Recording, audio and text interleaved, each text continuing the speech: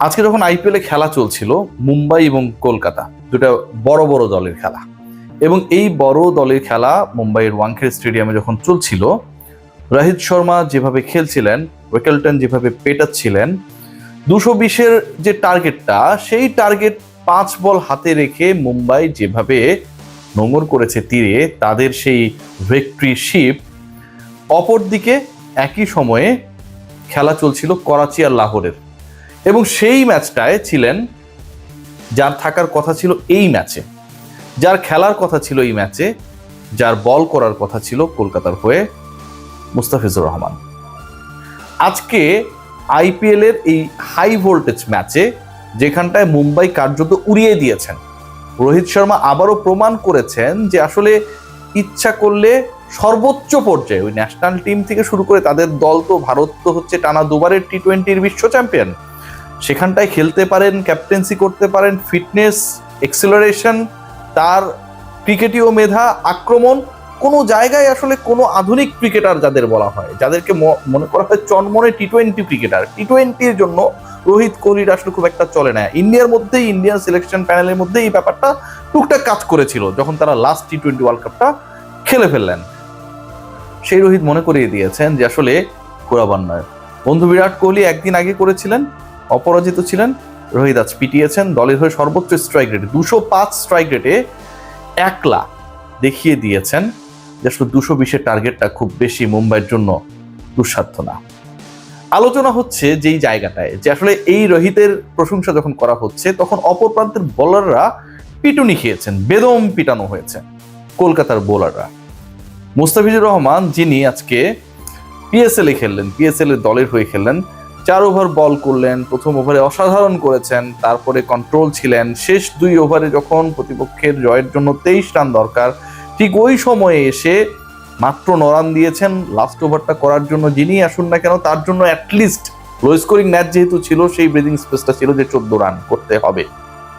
প্রথম বলে 4 খাবার পর পরে প্রত্যেকটা বলে সিঙ্গেল দিয়ে মুস্তাফিজ বুঝিয়েছেন যে আজকে হয়তো কলকাতার হয়ে এই ম্যাচটায় যদি তিনি থাকতেন, হয়তো অন্যরকম কিছু হতো।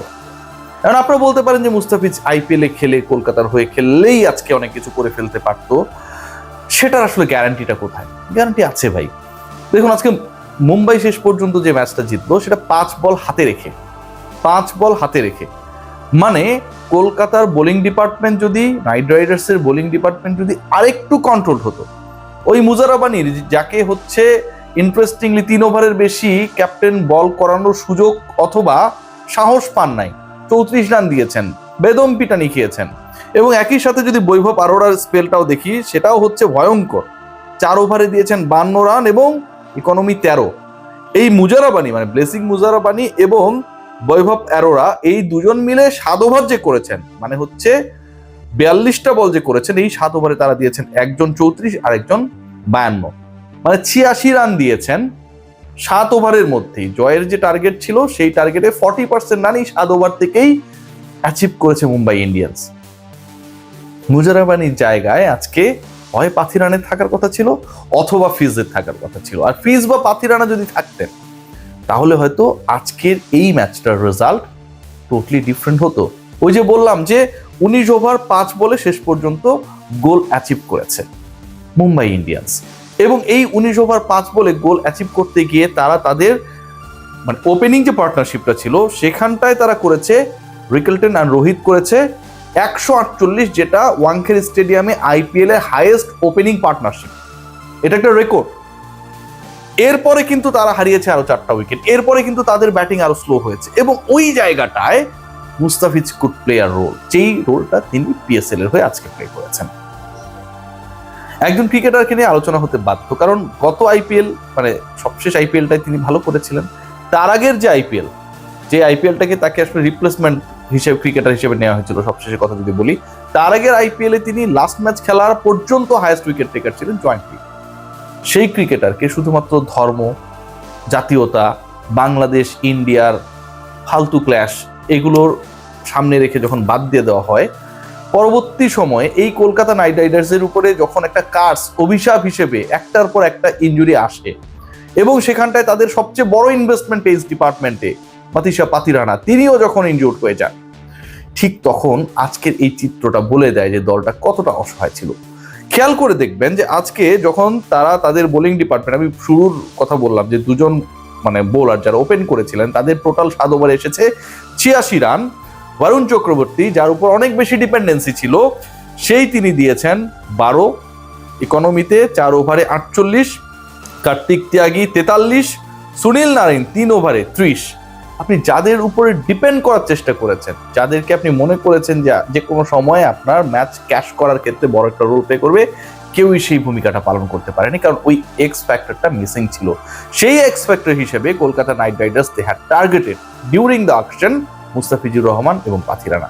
মুস্তাফিজকে অন্যায়ভাবে বাদ দেওয়ার পরবর্তী সময়ে পাথি রানার ইনজুরি এবং ফলাফল হিসেবে 220 রানও শেষ পর্যন্ত তাদের জন্য এনাফ হয় নাই এই ম্যাচটাকে বাঁচাতে।